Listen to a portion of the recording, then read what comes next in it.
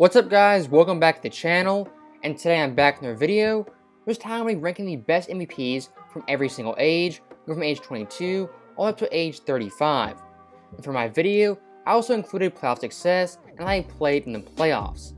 And for every age, I'll provide some stats as well as some context as to why I chose that player. So with that being said, let's get into the video. So first up, we have the youngest MVP in NBA history, that being 2011 Derrick Rose, who is 22 years old. And when discussing 2011 D Rose, it's kind of bittersweet. This is the peak of Derrick Rose in his best overall season. And this year, the Bulls massively overachieved, having the best record in the NBA. And that was while playing in Eastern Conference that had the Big Three Heat, the Boston Celtics, as well as the Orlando Magic. And Derrick Rose, very surprisingly, led this Bulls team to the best record in the East, averaging 25 points per game, 7.7 assists, 4.1 boards, on 45, 33, and 85 splits. Now also one of the forgotten things is how great he was in the playoffs, as Chicago made their deepest playoff run since 1998, making the conference finals, where unfortunately they would lose to Miami Heat. But still, with that being the case, Derrick Rose, at age 22, had a very impressive season and a great playoff run. That's why I put him as the best MVP winner for the age 22 category. Now next up on our list, we have age 23, and the best 23-year-old MVP is Kareem Abdul-Jabbar. And this year Kareem was in his second year in the NBA, playing for the Milwaukee Bucks. And this Bucks team up to this point had never won a championship, let alone make the finals. But Kareem this year was on a mission and was absolutely dominant, averaging 31, 16, and 3 on 58% shooting. And Milwaukee had the best record in the NBA. And when it came to playoffs, he was equally as dominant, as his Bucks team only lost 2 playoff games and they swept the Bullets in the NBA Finals. And throughout the entire year, Milwaukee had the best offensive rating as well as the best defensive rating in the entire NBA, in large part due to Kareem. Now moving on, we have age 24, we have Michael Jordan in 1988. And you could argue this year for Jordan is his best individual year in his entire career, as he averaged 35 points per game, 5.9 assists, 5.5 boards on 54, 13, and 84 splits. And this year Jordan played all 82 games while playing 40.4 minutes per game, the most in the NBA, while also leading the NBA in scoring as well as steals. In addition to that, he was the first player ever to win the MVP as well as the Defensive Player of the Year. Also, he was the dunk champion and the All-Star MVP. So from an individual accolade standpoint, Jordan basically won every award he could this year.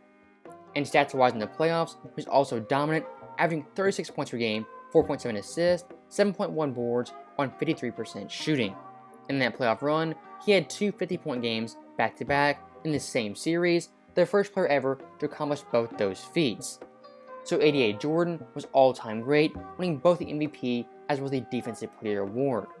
Now looking ahead, we have age 25, where we have Allen Iverson in the 2001 season. And this year from AI was his best individual year as well as his best team and collective year, as Philadelphia won 56 games and AI led the NBA in scoring at 31.1 points per game. He also added in 4 assists as well as 3 boards on 42, 32, and 81 splits. But where it really gets good is in the playoffs, as once again AI would have a dominant scoring stretch, nearly averaging 33 points per game at the mere size of 6'1". And Philadelphia will make the finals for the first time in over 20 years.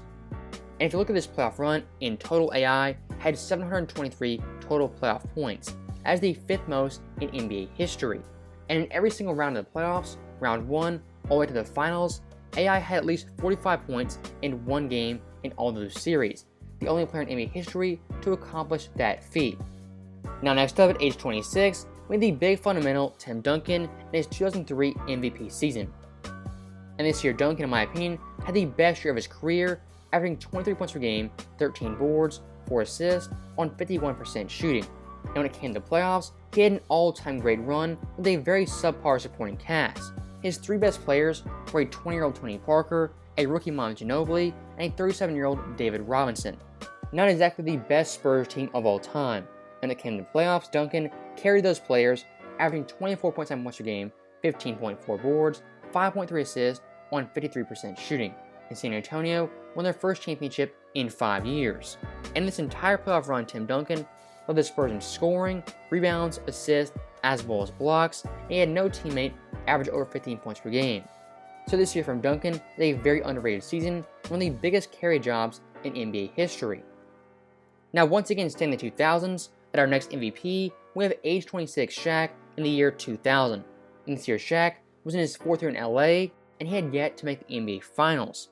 But this year Shaq was on a mission, averaging nearly 30 points per game, 13.6 boards, 3.8 assists on 57% shooting. And LA had the best record in the NBA, only losing 15 games. And when it came to MVP voting, yes, Shaq won the award, but he was one vote shy of being unanimous, as one idiotic voter voted Allen Iverson as the MVP over Shaq. And with Shaq being pissed off, he would dominate the playoffs, averaging 30.7 points per game, 15.4 boards, 3.1 assists, on once again very impressive shooting. And LA won the championship in 6 games over the Indiana Pacers. In that series, Shaq averaged 38 points per game. He scored 43 points, 41 points, and 40 points. And in total, his entire playoff run, he had 707 points, the 6th most ever in a single playoff run.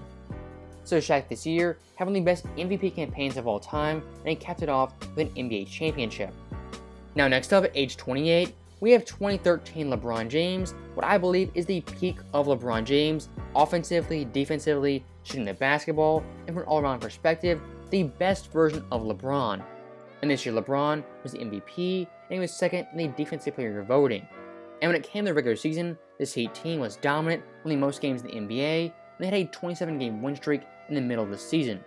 And when looking at LeBron's stats, he was dominant as ever, averaging 27 points per game, 8 boards, 7 assists, but the main thing that stands out is those shooting splits, shooting 57% from the field, 41% from 3, and 75% from the line.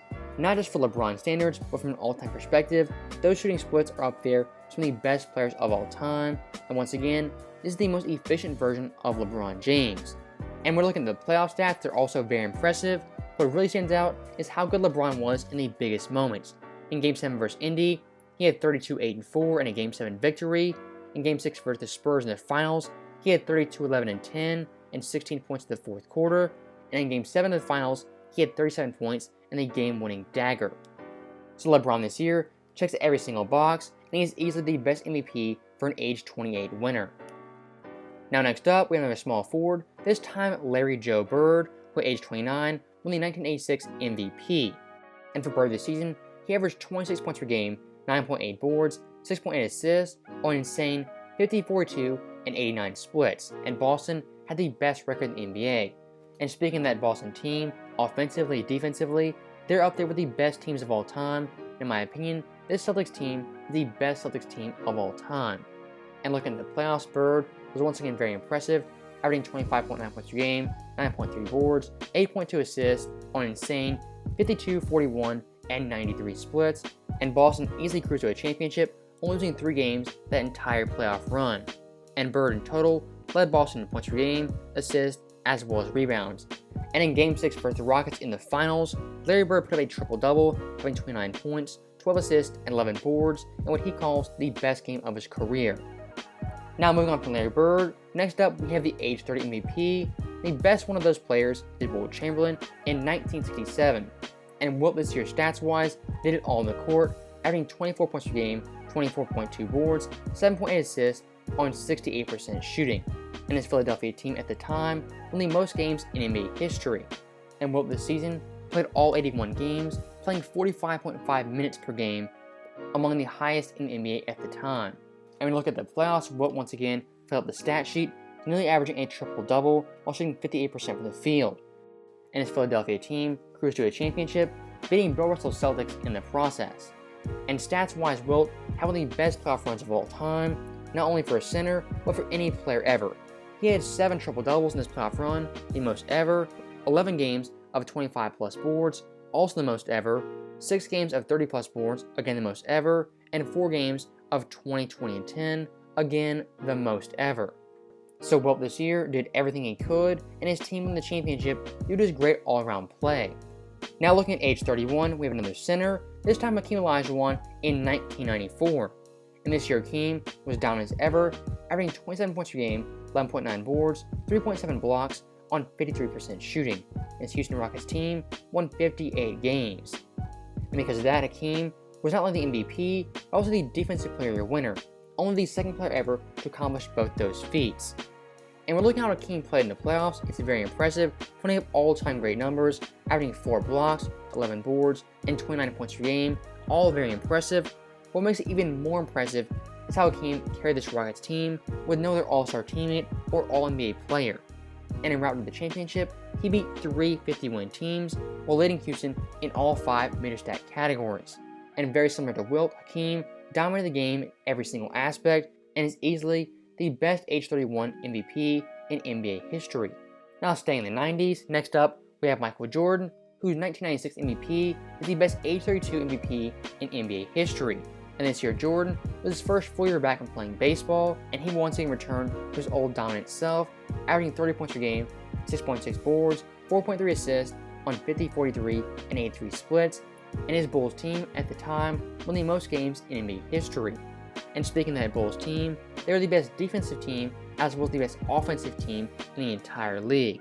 And when it came to the playoffs, they only lost 3 total games, 2 of those coming in the NBA Finals. And Jordan this year won the MVP, the All-Star MVP, and also the Finals MVP, one of 4 players ever to win all 3 MVP awards. And the best moment he had in the playoffs was scoring 45 points versus the Magic and eliminating them 4-0. And overall, this playoff run is one of the top runs of Jordan's career, winning his 4th championship on Father's Day. Now to end this video, we have 3 more MVPs, that being age 33, age 34, and age 35. And at this point in NBA history, there's only one winner for each of those age groups, that being Karl Malone as well as Michael Jordan. So with all that being said, that is the best MVP winner at every single age in NBA history. Let me know your guys' thoughts, and as always, thank you guys for watching. Hope you enjoyed it. I'll see you guys next time.